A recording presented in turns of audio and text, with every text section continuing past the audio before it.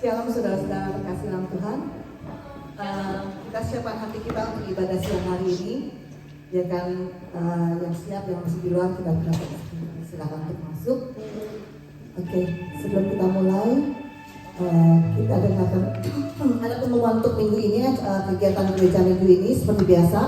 Komsel setiap hari Senin sampai Jumat ada di Maskot, Islek, Misdel, City, MC. Kita hubungi ketua komsel masing-masing, dan juga ada grup youth CG Group di hari Sabtu sore bisa dihubungi.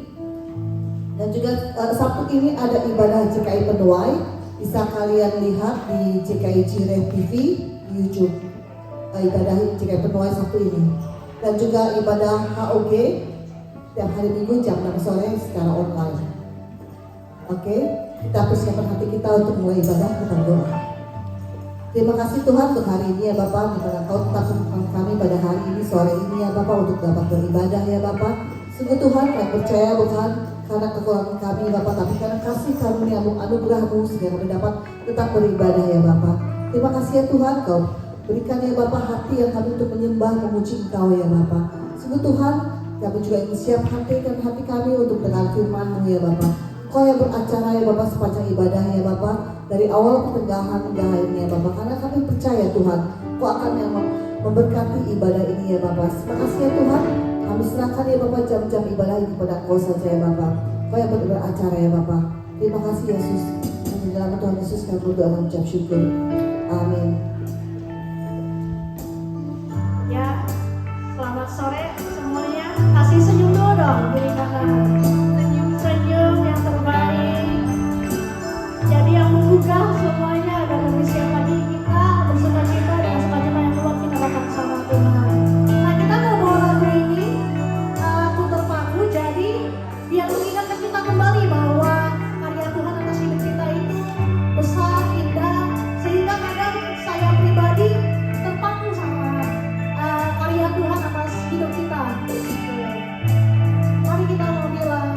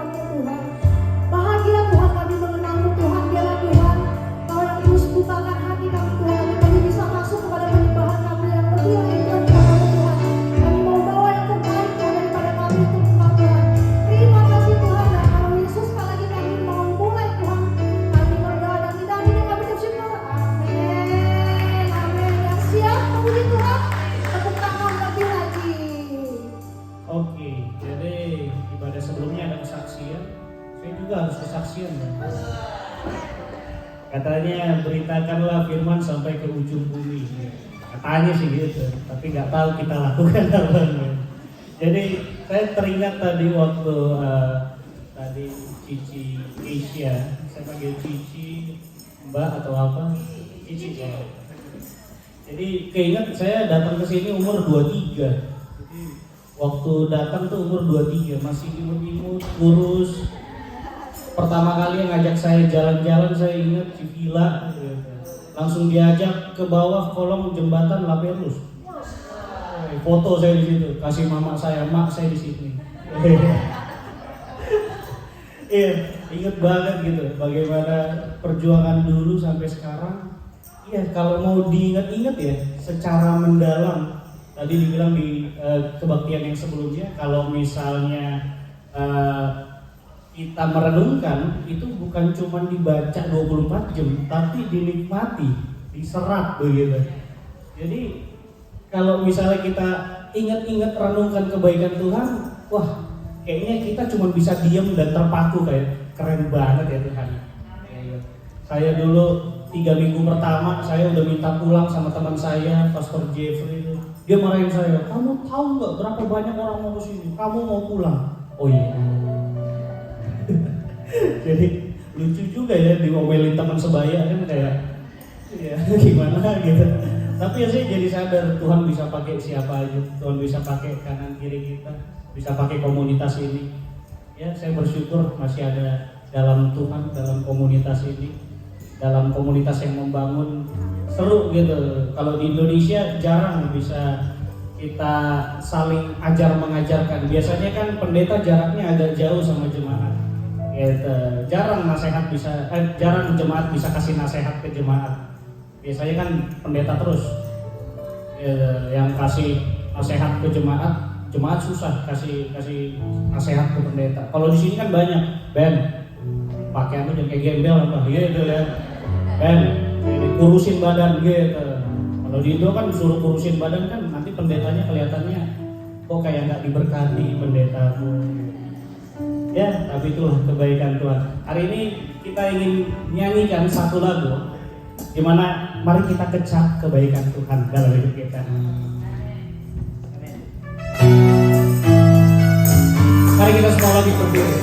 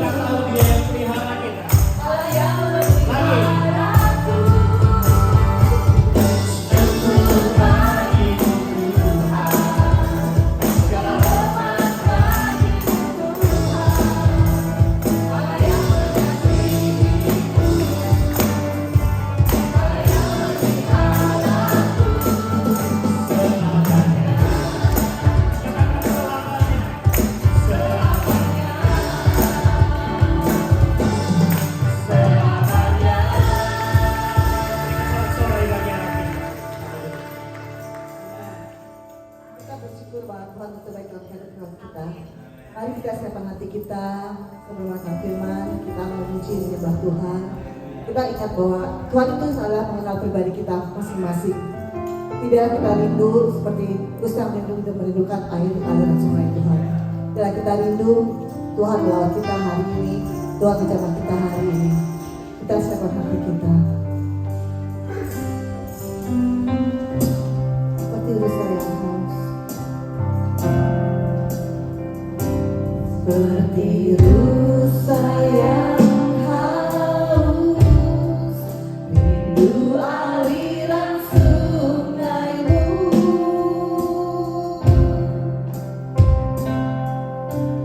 Hatiku tak tahan menunggumu.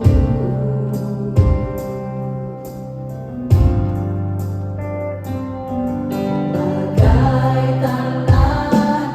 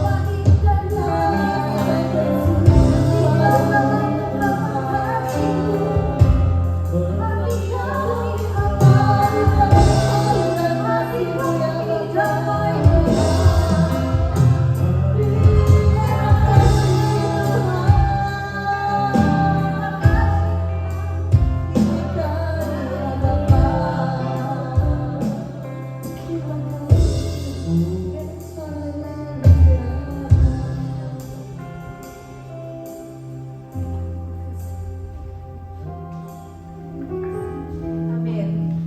Silakan Bapak Ibu, silakan duduk kembali. Kalau hari ini kita bertubi-tubi dengan kesaksian-kesaksian Tuhan bekerja dalam hidup kita, kita patut yang tadi kita nyanyikan pertama, kita diam terpaku.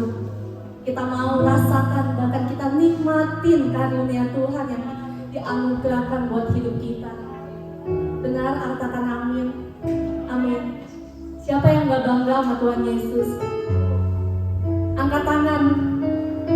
Angkat tangan siapa yang bangga sama Tuhan Yesus. Katakan sebelahmu, aku bangga sama Tuhan Yesus. Bangga kita punya Tuhan yang setia. Bangga punya Tuhan yang memenuhi setiap janji-janjinya. Bangga punya Tuhan yang tak tidak pernah meninggalkan kita. Bahkan percobaan-percobaan tidak pernah melebihi kekuatan kita.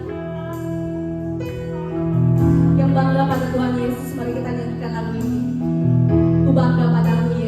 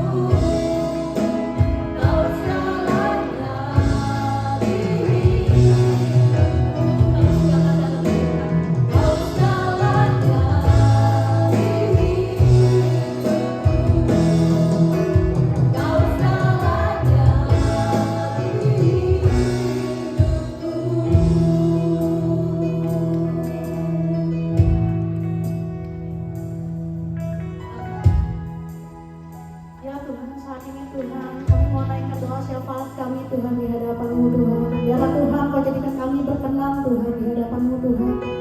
Tuhan, terima kasih Tuhan untuk anugerah-Mu Tuhan yang begitu besar Tuhan ada atas hidup kami Tuhan. Kasih-Mu yang tak berkesudahan Tuhan dalam hidup kami Tuhan. Terus mengalir Tuhan berkat-Mu Tuhan yang lebih-lebih lagi Tuhan atas hidup kami Tuhan. Terima kasih banyak Tuhan. Pemeliharaan-Mu Tuhan, kesehatan yang Kau berikan Tuhan yang terbaik untuk kami. Terima kasih Tuhan. Ampuni kami Tuhan jika kami masih melakukan hal tidak berkenan di hadapan-Mu. Tuhan terus pilih hati ini Tuhan, Tuhan terus bentuk hati ini Tuhan, agar kami Tuhan mencerminkan integritas Kristus Tuhan yang muncul daripada kami Tuhan. Dan tentunya Tuhan kami dikembalikan Tuhan pada rancangan-Mu Tuhan, kepada mau-Mu Tuhan, kehendak-Mu Tuhan yang dari atas pada kami Tuhan. Terima kasih banyak Tuhan. Saat ini Tuhan kami mau bawa Tuhan gereja kami yang ada Tuhan ke dalam tangan-Mu Tuhan, buat CKI Cireh Tuhan, CKI Host, Nawastu Tuhan, Bolonggong Tuhan, HOG Tuhan, bahkan Hobart Tuhan ke dalam tangan-Mu Tuhan.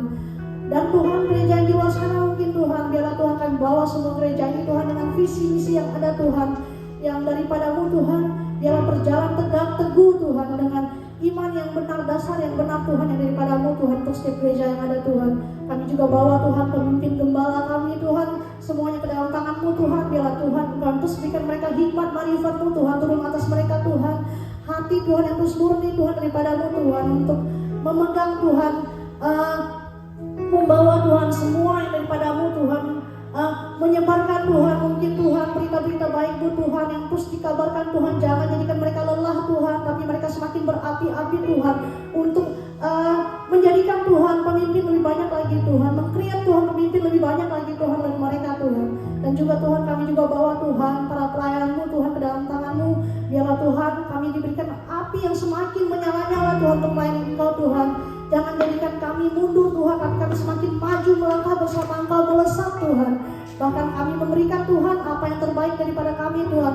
Hati hamba Tuhan Kau berikan kepada kami Tuhan, agar kami membawa persembahan pelayanan kami Tuhan yang terbaik Tuhan, pelayanan kasih Tuhan yang kepada-Mu Tuhan, agar Engkau semakin berkenan Tuhan pada pelayanan kami Tuhan kepada-Mu Tuhan. Dan juga Tuhan kami bawa Tuhan para jemaat-Mu yang ada Tuhan, terus Tuhan diberikan pertumbuhan Tuhan yang daripada-Mu Tuhan. Buah roh Tuhan semakin diproses Tuhan, semakin berbuah lebat Tuhan. Engkau Tuhan yang bawa para jemaat ini Tuhan, biarlah Tuhan semakin bersatu Tuhan di dalam Engkau Tuhan. Biarlah Tuhan kalau ada roh perpecahan Tuhan iri hati atau apapun itu roh yang tidak berasal daripada Engkau Tuhan, biarlah kami mau usir jauh-jauh dalam nama Yesus Tuhan. Ada damai Tuhan, ada sukacita Tuhan yang meluap Tuhan di antara jemaat-Mu Tuhan, gereja-Mu yang ada Tuhan. Kami juga Tuhan membawa Tuhan Australia ini ke dalam tangan-Mu Tuhan, dengan pemerintahan, pemimpin, menteri Tuhan, dengan jajaran yang ada Tuhan. Biarlah Tuhan mereka memutuskan Tuhan setiap decision Tuhan sesuai dengan kehendak-Mu Tuhan, selaras dengan apa yang Engkau mau Tuhan. Setiap departemen yang ada Tuhan, divisi yang ada Tuhan, pendidikan Tuhan, pertahanan Tuhan, pembangunan Tuhan, semuanya Tuhan kami serahkan ke dalam tangan-Mu Tuhan. Biarlah Tuhan yang mereka bangun Tuhan untuk mensejahterakan rakyat Tuhan, dan juga Tuhan terutama Tuhan kemuliaan-Mu Tuhan boleh Tuhan dibangun atas segala-galanya Tuhan. Dan juga Tuhan biarlah Tuhan Engkau lawat Tuhan Australia ini Tuhan, boleh ada revival kebangkitan Tuhan yang terus terjadi lebih lagi Tuhan di dalam Engkau Tuhan atas Australia ini Tuhan. Kami menyerahkan Tuhan setiap doa-doa kami ini Tuhan ke dalam tangan-Mu Tuhan. Engkau yang tutup bungkus Tuhan dengan kuasa darah-Mu Tuhan. Dalam nama-Mu Yesus kami berdoa, dan di dalamnya kami ucap syukur. Dan juga Tuhan kami Tuhan bawa juga hamba-Mu Tuhan hari ini Tuhan.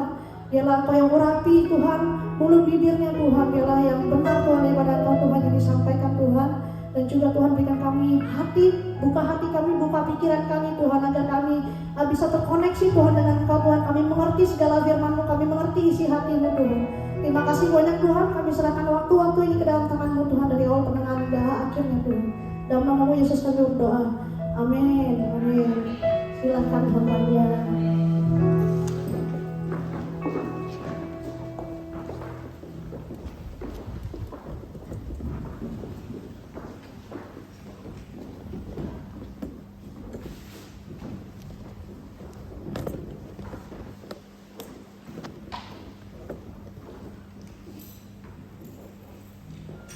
Halo Bapak Ibu Saudara, kita lambaikan tangan kita yang bersukacita dalam Tuhan, senantiasa bersukacita meskipun saya mengerti bahwa di saat dalam hidup hari-hari kita banyak masalah, banyak pergumulan, tetapi dengan kita melewati pergumulan demi pergumulan, kemudian kita mengerti bahwa memang hidup dalam Tuhan seperti itu, dan Tuhan izinkan berbagai pergumulan itu untuk kita jalani, dan dengan melewati itu kita mengerti bahwa memang tanpa Tuhan ini kita bukan apa-apa. Tanpa Tuhan, jadi pergumulan berat bisa diatasi bersama Tuhan. Ya, jadi saya sudah berbicara tadi pagi soal hidup menyenangkan Tuhan dari 1 Petrus 2 ayat 1 sampai 12 itu bertumbuh, berkorban dan bersaksi, ya, sesuai tema yang dibahas di CKI Jireh, bangkitkan imanmu. Nah, untuk CKI House of Sacrifice, ya, yang siang ini temanya berbuah banyak dari Yohanes 15. Nah, saya ambil ayat 1 sampai 8. Yohanes 15 ayat 1 sampai 8.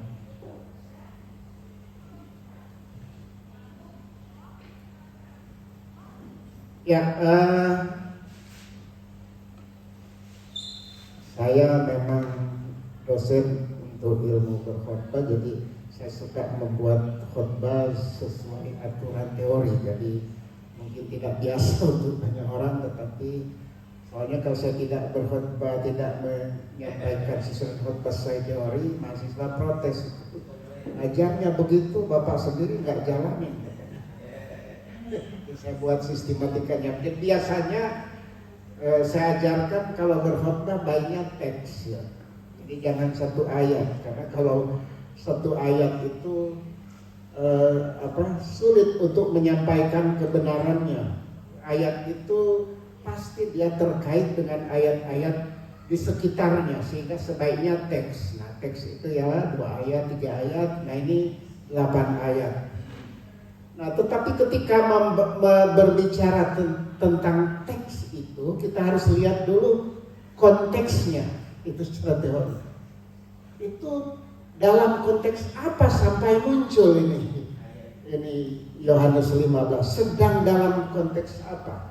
Nah, konteks secara luas biasanya kita coba mengerti ini Injil Yohanes ada kenapa sih?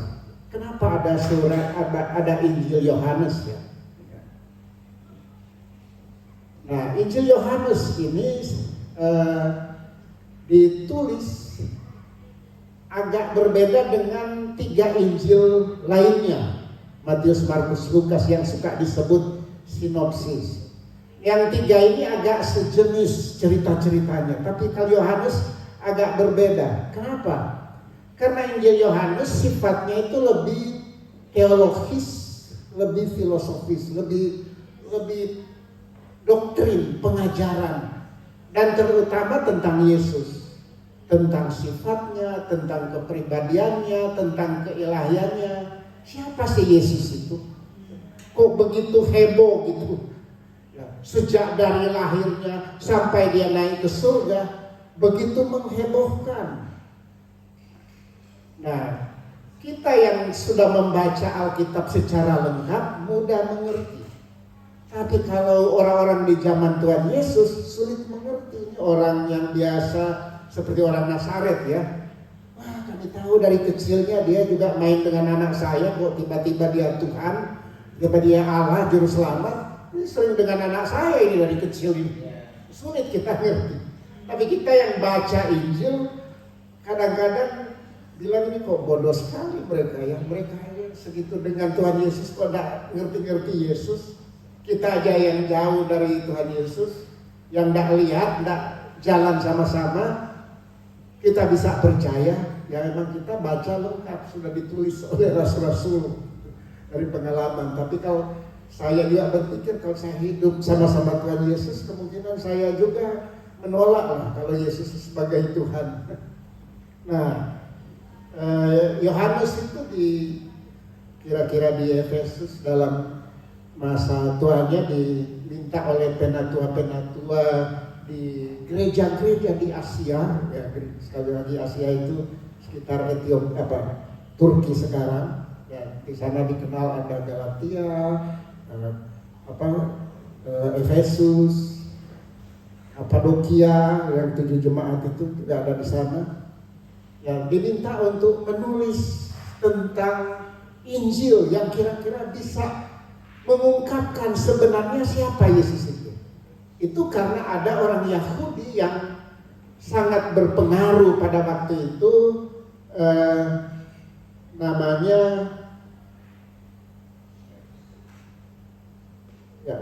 Kerintus, kayak seperti Korintus, Kerintus namanya Kerintus ya. Nah dia mengajarkan pengajaran sesat tentang Yesus, soal sifatnya, soal kepribadiannya, soal keilahian. Kalau sifatnya itu berbicara misalnya, apakah Yesus itu maha tahu? Kalau sebagai Allah maha hadir, maha kuasa. Kepribadian, apakah dia seperti manusia yang ada intelek, ada emosi, ada will, kehendak? Segi keilahian, ya, apakah dia Allah atau setengah Allah atau manusia saja, setengah Allah setengah manusia? Nah, seperti itulah yang biasa. Dan kalau lihat dalam sejarah gereja sampai sekarang, dari zaman itu sampai sekarang masih ada juga pengajaran-pengajaran yang tidak benar tentang Tuhan Yesus. Apalagi dalam teologi modern ini orang mulai menolak Alkitab sebagai firman Allah, sehingga saya baru berikan ke pastor tulisan saya tentang ineransi Alkitab yang mengajarkan bahwa Alkitab itu firman Allah tanpa salah. Nah, sementara ada yang mengajarkan bahwa Alkitab itu penuh dengan kesalahan, sehingga mengajarkan tentang Yesus juga berbeda. Ya. Ada mahasiswa saya di sini, Ibu Fani, yang dia bilang nanti saya kuliah sama Bapak nanti di November ini, namanya teologi kontemporer. Nah itu materinya itu, yang pengajaran macam-macam di kontemporer ini, di modern ini. Lalu kita ini gimana menghadapi pengajaran itu? Dan yang ngajar itu profesor-profesor juga, profesor secara internasional luar biasa. Karena itu kalau kita melihat Injil Yohanes ini, dari pasal 1 saja sudah penuh dengan teologi filosofis, doktrin. Ya. Misalnya di pasal 1 ayat 1 sampai 3 sampai 5 berbicara tentang Yesus itu adalah firman dan Allah. Ya. Pada mulanya adalah firman, dan firman itu bersama-sama dengan Allah, dan firman itu adalah Allah. Nah, kalau seperti Bu Aini dan Bu Fani hafal itu, en arche en hologos, kai hologos en prostonteon, kai theos en hologos. Pada mulanya adalah firman, logos, dan logos itu bersama-sama theos, dan logos itu theos juga gitu. Itu menyatakan bahwa Yesus itu Allah, tapi disebut logos, disebut firman, karena filosofis. Jadi ini saya bilang dia menghadapi ajaran sesat soal teologis dan filosofis karena filosofis. Firman itu bagi filsafat Yunani itu satu pribadi, anaknya Theos, si logos itu anaknya Allah. Jadi Allah yang anak gitu, tapi lahir dari Allah. Kemudian si logos itu menciptakan manusia. Jadi logos itu antara. Lalu Yohanes perkenalkan, oh tidak, kalau si logos ini sejak dari dulu pada mulanya bersama-sama dengan Allah, karena memang dia Allah, tidak dilahirkan gitu. Itu ayat 1 sampai 5. Kemudian pasal 1 ayat 6 sampai 14, ayat 9 sampai 14 berbicara Yesus memang Allah, tapi kemudian turun ke dunia jadi manusia. Dia datang kepada milik kepunyaannya, meskipun yang milik kepunyaannya tidak menerima dia. Lalu di ayat 12 disebut, tetapi siapa yang menerima dia diberi kuasa menjadi anak-anak Allah. Nah, saya kira Bapak Ibu Saudara meyakini itu. Karena kita sudah terima Yesus, maka kita terlahir sebagai anak-anak Allah. Nah, itu di Yohanes 1 ayat 12. Lalu di ayat 14 Yohanes 1 disebut, dan firman yang Allah itu sudah menjadi manusia. Itu saya tuliskan aslinya di sini itu sarx, daging. Adalah Allah manusia. Jadi sudah jadi manusia, sarx, menjadi daging gitu. Lalu kalau terus lagi misalnya mulai di pasal 13, Yesus adalah Tuhan. Yesus adalah Tuhan. Dia mengaku dirinya sebagai Tuhan. Lalu kemudian pasal 14 tentang Yesus adalah juru selamat. Nah, yang keempat ini Yohanes 1 sampai 5, 9, 14, 13 sampai 13, 1 sampai 6, saya sudah buat videonya dan itu saya upload di TikTok karena yang banyak penontonnya TikTok. Tapi ada juga di YouTube. Nah, yang misalnya Yesus Allah yang menjadi manusia, saya lihat tadi pagi yang view-nya itu sudah 60.000. Wah, bukan lumayan tuh pelayanan itu, 60.000 yang membaca bahwa Yesus adalah Allah yang jadi manusia. Kalau yang baru ini saya kirim juga ke pastor itu yang Yesus Juru Selamat satu-satunya, itu baru dibikin di sini. Baru ini. Tapi saya lihat di YouTube sudah 300-an lebih lah yang view-nya. Itu ya. Itu masalah-masalah teologis. Nah, yang ini kan 14. Lalu yang kita bahas renungkan sekarang ini Yohanes 15. Jadi itu berhubungan tentang, nah di Yohanes 15 Yesus itu siapa sih? Yesus bilang, akulah pokok anggur. Apa maksudnya? Sebenarnya maksudnya dia adalah sumber hidup. Kalau kita hidup atau kalau ada kehidupan, dalam filsafat itu yang dibicarakan kan kehidupan. Hidup ini dari mana asal mulanya? Bagaimana berakhir hidup itu? Dan apakah semua yang hidup ini betul-betul suatu keberadaan hidup atau maya? Ya, sampai Tuhan Yesus pun suka dianggap dia Allah dan manusia, tapi manusianya maya. Bukan seperti kita. Maya itu kalau dipegang ya kosong sebenarnya, tapi kelihatan manusia. Tapi di cerita Alkitab bukan kosong. Ya makan sama-sama murid, bisa pokoknya dia jalan biasa, bukan maya. Jadi Yesus ini sumber hidup. Nah, tema yang di sini yang dibahas di Yohanes 15 adalah berbuah banyak. Berbuah banyak. Nah, kalau kita lihat di teksnya itu, bagaimana bisa berbuah banyak sangat tergantung dari sumbernya. Yesus kan sumber hidup. Jadi Yesus bukan cuma juru selamat berkaitan dengan hidup kekal di surga, tapi dalam hidup hari-hari kita sudah dipelihara oleh Yesus sebagai sumber hidup. Yesus sebagai sumber hidup. Nah, jadi bisa berbuah banyak. Kalau kita terus lagi ke pasal 16, konteks sesudah itu kita baca bahwa Yesus ini pengantara kepada Bapa, seperti imam kan pengantara. Yesus bilang, kamu belum minta dalam namaku, mintalah dalam namaku kepada Bapa, pasti diberi itu. Minta dalam namaku. Nah, bagaimana berbuah banyak digambarkan di dalam teks ini? Yohanes 18 ayat 1.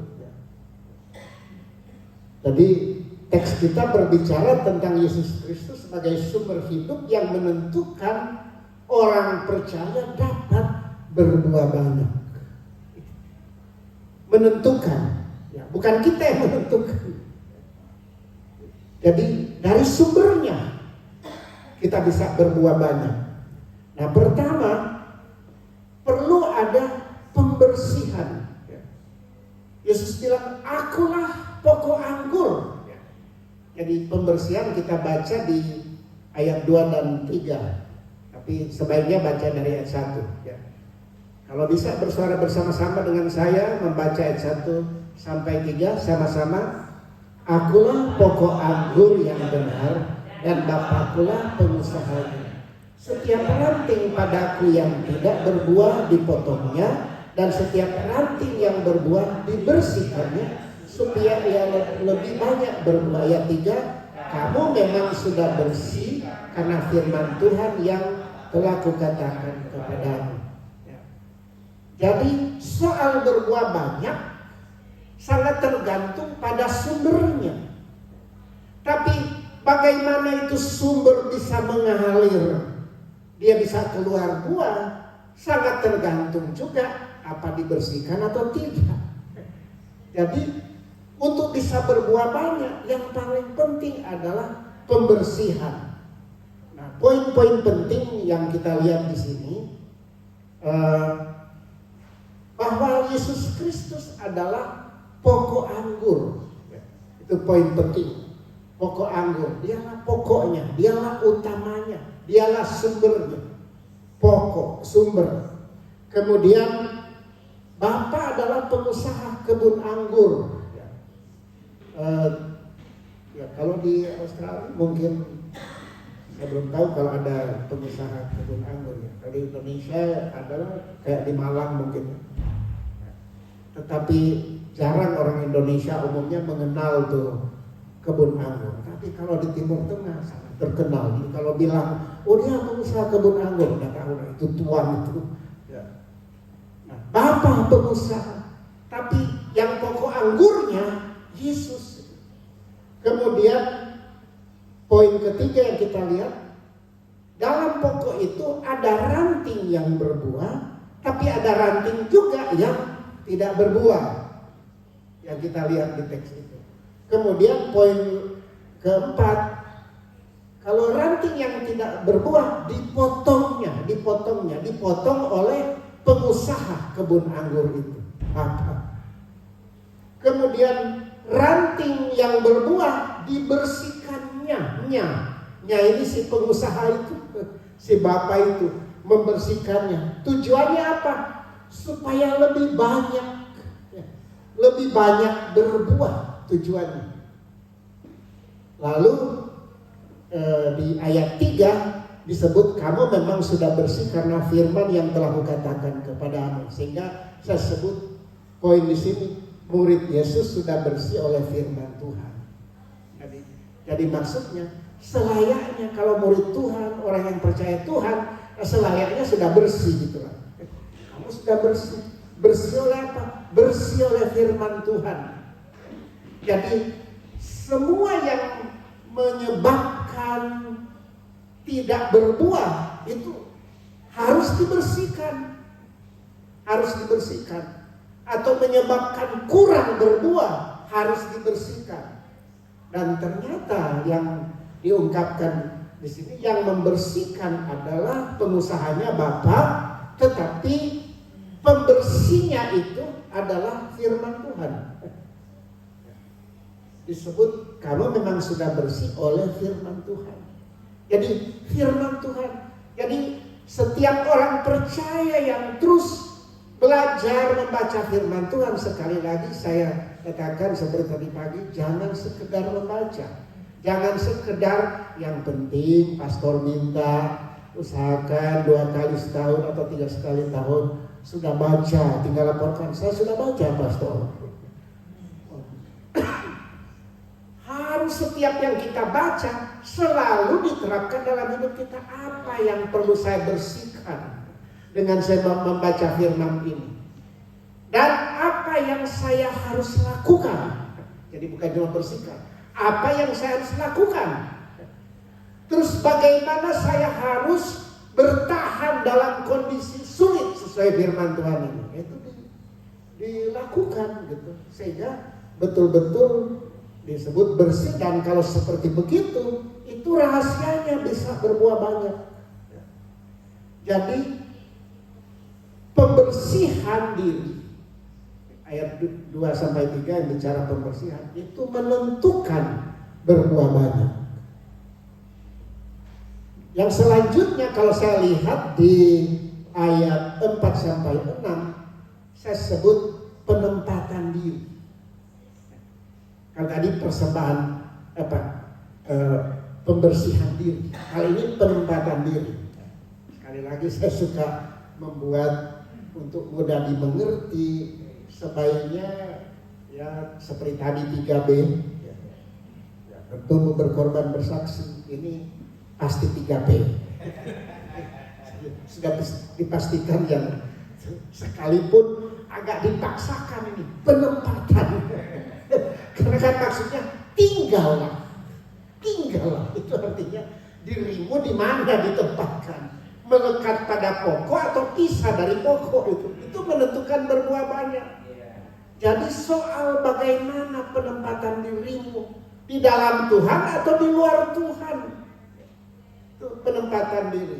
Nah, kita baca ayat 4-6. Mari bersuara bersama-sama. 3. Tinggallah di dalam aku dan aku di dalam kamu, sama seperti ranting tidak dapat berbuah dari dirinya sendiri kalau ia tidak tinggal pada pokok anggur. Demikian juga kamu tidak berbuah kalau kamu tidak tinggal di dalam aku. Ayat 5, akulah pokok anggur dan kamulah ranting-rantingnya.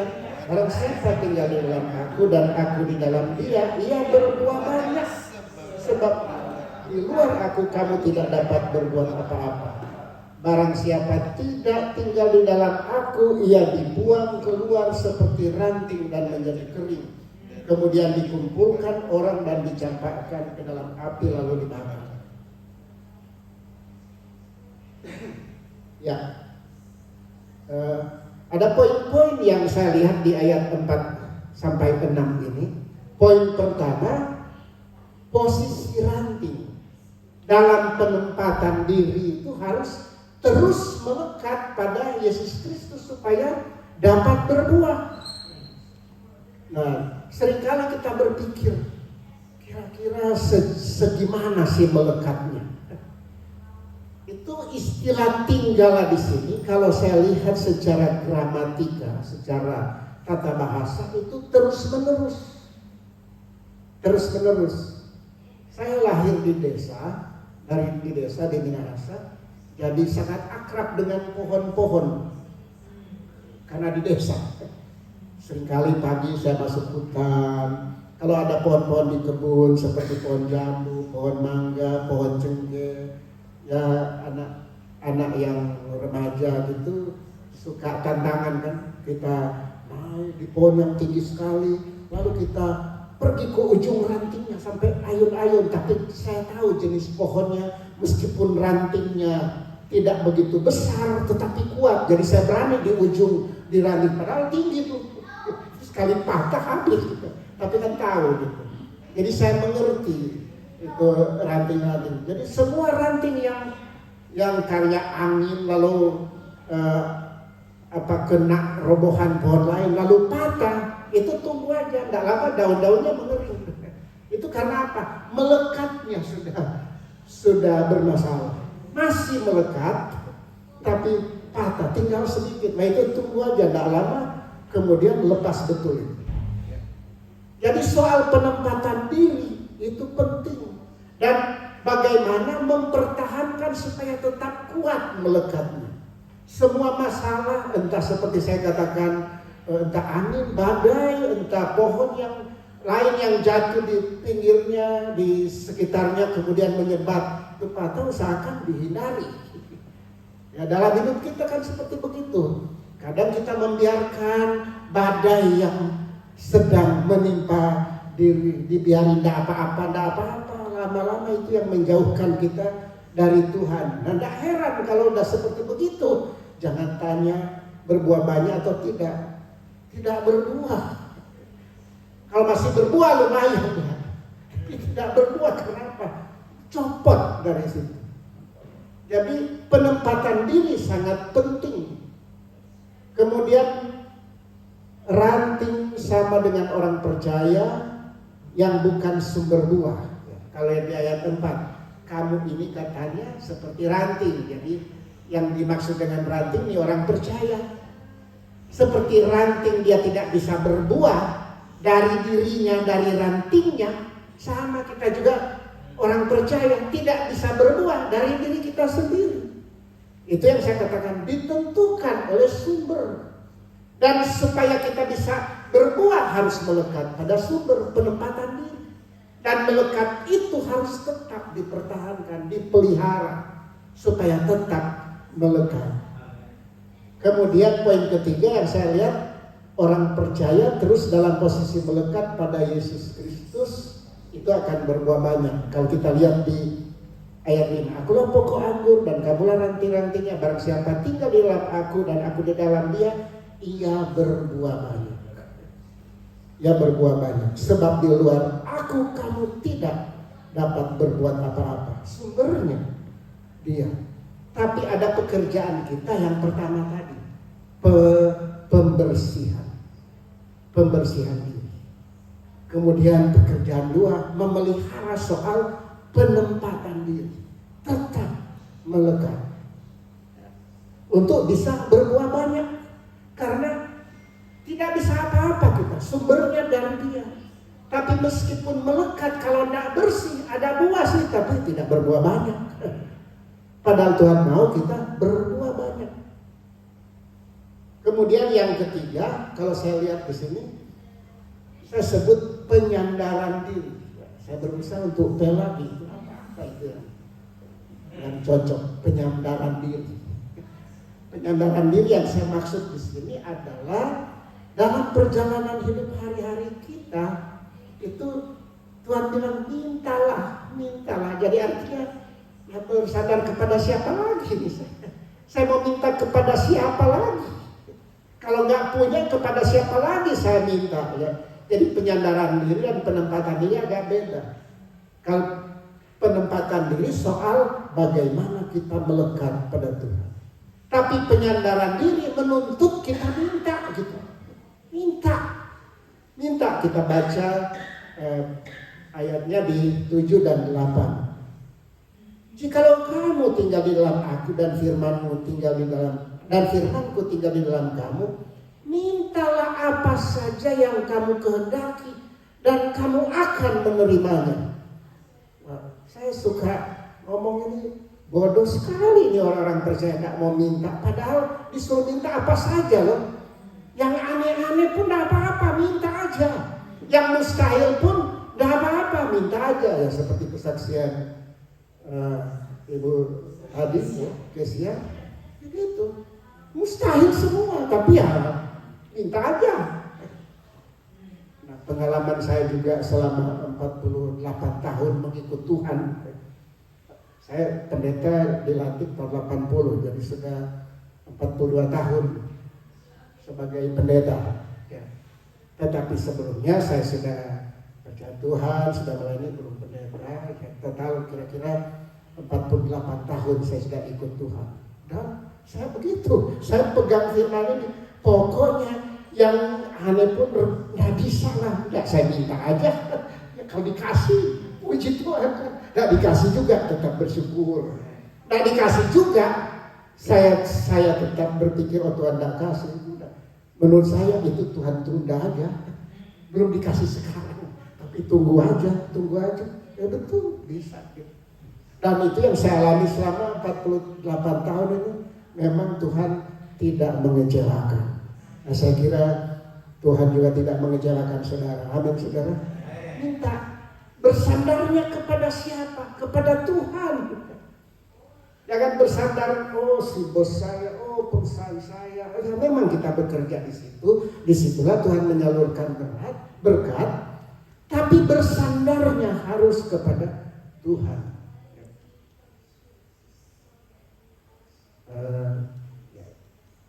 Kepada anak saya kurang tahu kemana mereka tadi hadir kepada sini. Saya suka WA dari Indo, namanya Aili, hampir sama dengan Aini. Kalau dia Aili, Aini. Saya bilang sama anak saya, kamu jangan bingung dengan orang tuamu ya. Karena biasanya kan anak-anak berpikir tentang orang tua, apalagi orang tua sudah 60 tahun ke atas, mulai mikir orang tua nanti gimana saya menanggung mereka kalau di sini gimana, kira-kira. Jangan bingung dengan orang tua. Pokoknya jangan mikirin orang tua. Dan itu saya ngomong masih saya usia 60 tahunan. Sekarang saya usia 70 tahun. Ya, sebentar lagi, hitungan bulan-bulan lagi udah 71 saya. Saya bergantung sama Tuhan. Saya bilang sama dia, seumur hidup sampai berapapun Tuhan kasih usia, kami papa mama tidak bergantung sama kamu, anak kamu, tidak.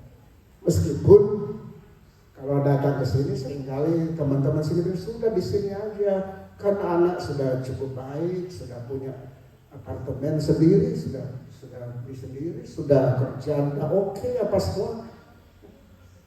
Kami bilang kami tetap terpanggil pelayanannya di Indonesia. Tinggal sini enak, apalagi kebiasaan saya jalan kaki. Wah, cocok sekali di sini karena dimanapun jalan, dimanapun saya pergi, pasti ada jalan yang disiapkan untuk orang jalan. Dan besar-besar, luas-luas, dengan pohon-pohon yang. Tapi kalau di indoor, waduh, semua trotoar penuh kaki lima. Setiap mau jalan harus turun dari trotoar. Jadi kalau cuma soal kehidupan saya kan hari-hari jalan tuh, itu cocok gitu. Tapi kalau pelayanan, saya dipanggil Tuhan untuk pelayanan di Indonesia, terpanggil untuk pelayanan di Indonesia. Ya. Jadi saya sudah beritahu, pokoknya sampai entah bagaimana nasibnya, setelah bagaimana, tidak akan bergantung sama kamu. Jadi kamu jangan bingung mikirin nanti orang tua gimana. Ya. Karena saya bilang sama anak, kami ini bersandar sama Tuhan. Hidup kami ini dari dulu memang sudah bersandar sama Tuhan. Sampai ke setingkat begini yang seperti tadi saya bilang yang suka kita katakan terus naik tidak turun. Setahu saya dalam pandangan saya itu naik terus sampai sekarang di tempat yang lebih tinggi dari yang sebelumnya. Itu berkat Tuhan itu.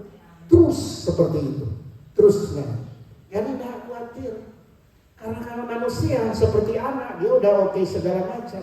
Ya tapi kan manusia terbatas. Dia mau bantu, kadang-kadang tidak sanggup untuk membantu. Jadi bagaimana bisa berbuah banyak itu sangat ditentukan soal penyandaran diri. Karena dia sumber. Tapi kalau kita baca terus ayat-ayat selanjutnya sampai di bagian-bagian akhir di pasal 15 ini, ternyata yang dimaksud berbuah itu berhubungan dengan bagaimana supaya kita bisa membawa jiwa-jiwa kepada Tuhan. Itu berbuah. Karena diulang-ulang begini, seperti Bapa mengutus aku mengutus kamu, karena itu pergilah. Jadi bicara berbuah, tapi sampai di ujungnya ternyata itu pergi supaya mencapai jiwa-jiwa, itu buah-buah itu. Buah-buah yang, nah itulah yang paling menyenangkan Tuhan. Kalau kita membawa jiwa-jiwa kepada Tuhan. Selalu Tuhan Yesus sebut, seperti Bapa mengutus aku mengutus kamu, karena itu pergilah. Nah itu yang dimaksud buah. Jadi berbuah itu berhubungan dengan bagaimana kita yang sudah percaya lebih dulu, sudah diselamatkan lebih dulu, bisa menjangkau jiwa baru. Nah saya pikir seperti saya katakan tadi, kalau semua jemaat punya kesadaran begini, banyak sekali orang yang di luar sana yang tidak jelas hidupnya, bingung sebenarnya, sudah punya segala macam, tetapi belum jelas bagaimana hidup ke depan. Itu perlu dibawa kepada Tuhan. Mereka kemudian memiliki kepastian hidup dalam Tuhan.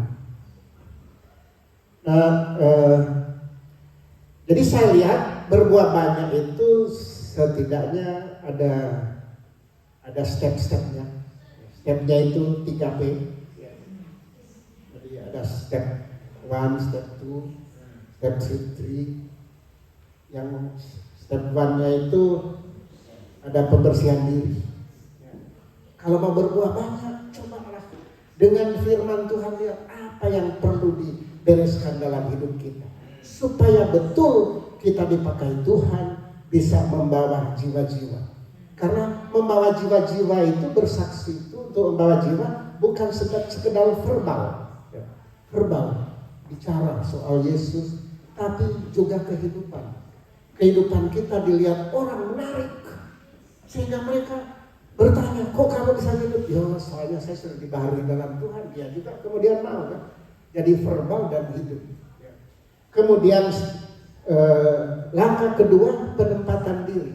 Bagaimana supaya kita terus melekat pada sumber hidup itu, sehingga menyebabkan kita bisa berbuah banyak.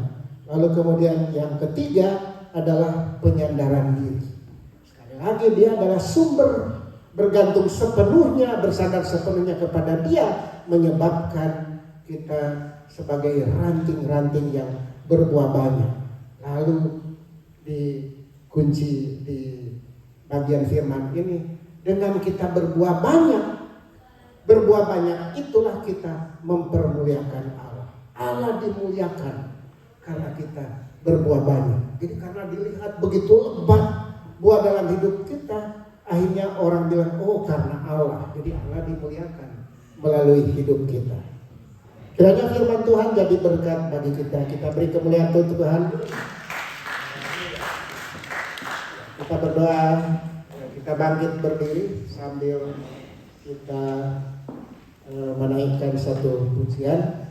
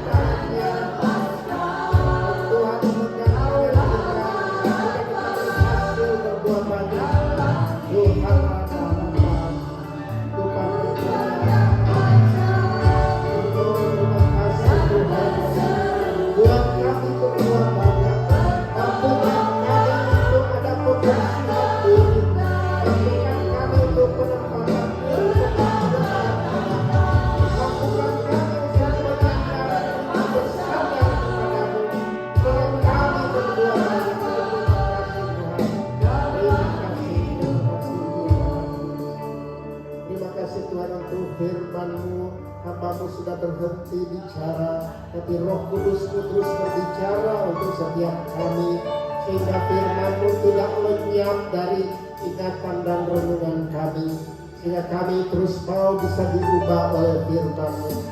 Biarlah hati dan pikiran kami terbuka oleh firman-Mu. Firman-Mu tertanam dalam hidup kami, sehingga kami hidup seturut dengan firman-Mu, dan kami dapat berbuah banyak, berbuah lebat.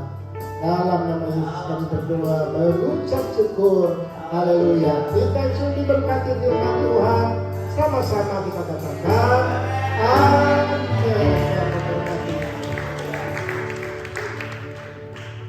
Kasih untuk Pak Arnold. Kita siapkan hati kita untuk persembahan.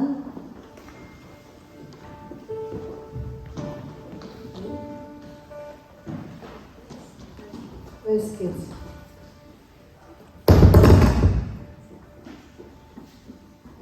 Kita siapkan.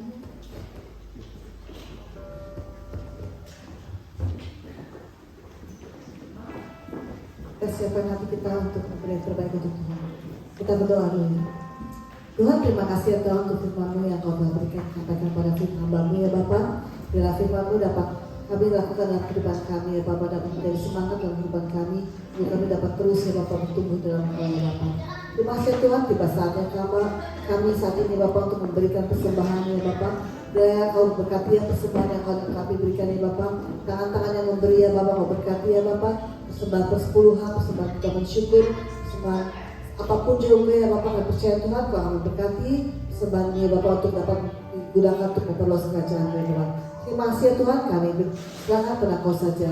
Hanya dalam Tuhan Yesus kami berdoa. Amin. Kita lagi berbuah ya.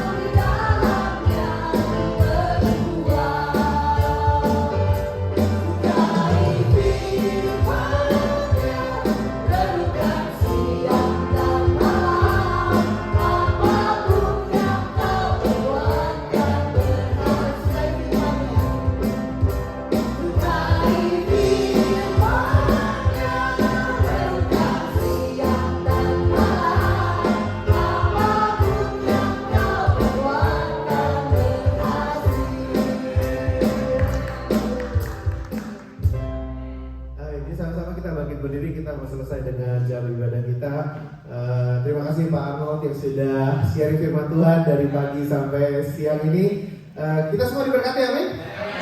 Kita semua mau bertumbuh berbuah, amin. Renungkan firman Tuhan sepanjang hari, siang dan malam. Renungkan firman Tuhan. Baca yang banyak, dengerin yang banyak, renungkan yang banyak, pasti firman Tuhan akan mengubah kehidupan kita. Amin, saudara. Ya, sama-sama kita berdoa. Bapa di surga, kami mengucap syukur Tuhan. Berterima kasih Tuhan untuk sepanjang hari ini Tuhan kami boleh menikmati hadirat-Mu Tuhan. Kami boleh bersekutu dengan Engkau Tuhan. Kami boleh dengarkan kebenaran firman-Mu Tuhan. Kami boleh saling membangun Tuhan satu dengan yang lain Tuhan. Terima kasih Tuhan buat waktu yang luar biasa ini Tuhan Yesus. Sebentar Tuhan kami akan pulang berpisah satu dengan yang lain Tuhan Yesus. Tapi biar Tuhan damai sejahtera Tuhan yang daripada Allah Bapa, cinta kasih yang daripada Tuhan Yesus Kristus, persekutuan hidup bersama dengan Roh Kudus boleh menyertai kami semua sampai Maranatha Tuhan Yesus datang yang kedua kali untuk menjemput kita semua. Dan kami semua Tuhan boleh didapati sebagai hamba yang setia dan berkenan. Di dalam nama Tuhan Yesus Kristus kita semua diberkati Tuhan. Boleh sama-sama katakan amin. Tuhan Yesus memberkati kita semua. Dan selamat berfellowship.